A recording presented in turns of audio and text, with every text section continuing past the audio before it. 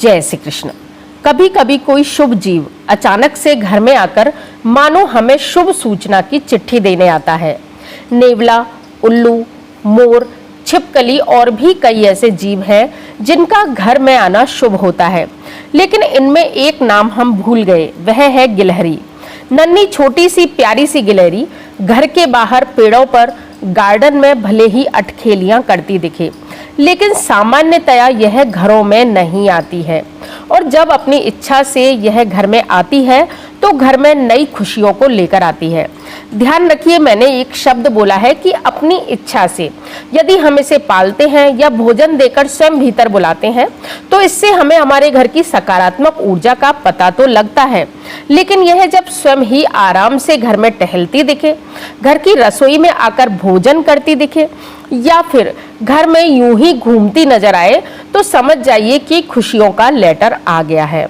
अब कारण जान लेते हैं कि क्यों गिलहरी को शुभ माना जाता है।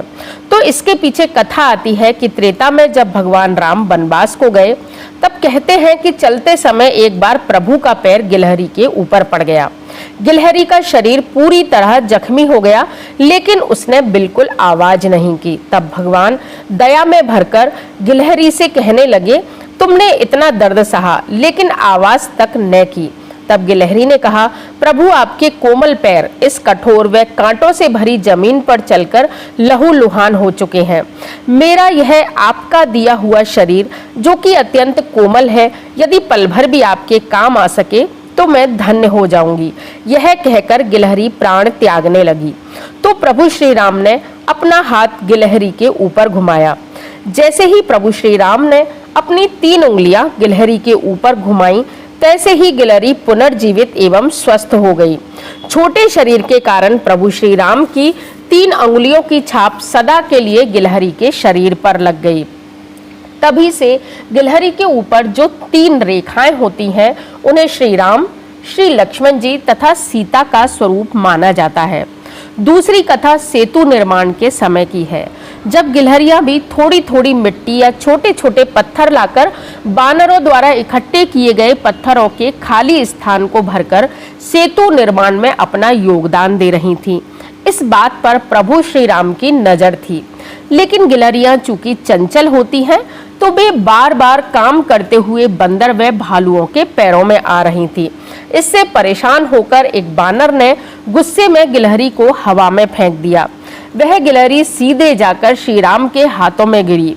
वे श्री राम ने दयावश उसके ऊपर अपनी अंगुलियां घुमाई तो वे गिलहरी स्वस्थ व प्रसन्न होकर पुनः सेतु निर्माण में सहयोग करने लगी। भगवान का ऐसा रूप देखकर बानर भी बहुत शर्मिंदा हुए। तभी से गिलहरी को साक्षात राम दरबार का अंग माना जाता है। क्योंकि उसके शरीर पर प्रभु श्री राम के हाथों की छाप है, तो वह अत्यंत उत्साही, प्रसन्न रहने वाला व दयालु जीव है। इसके भीतर ऊर्जाओं का एक पुंज होता है। यह जहाँ रहती है वहाँ शांति, समृद्धि व यश फैलाने का कार्य करती है। बचपन में हम गिलहरी की पूंछ को छूकर कहते थे कि इस साल हम पास हो ही जाएंगे। आज भी लोग गिलहरी की पूंछ को छूकर अपने काम के होने या न होने का शगुन देखते हैं।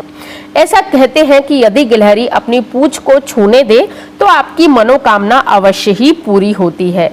तो घर में गिलहरी को दाना दें, उसे डराए नहीं, घर में आने दें, लेकिन उसे बेवजह परेशान भी न करें। गिलहरी एक तरह से सकारात्मक ऊर्जाओं का ऐसा पुंज होती है जो आपके जीवन में नई खुशियों को लेकर आती है।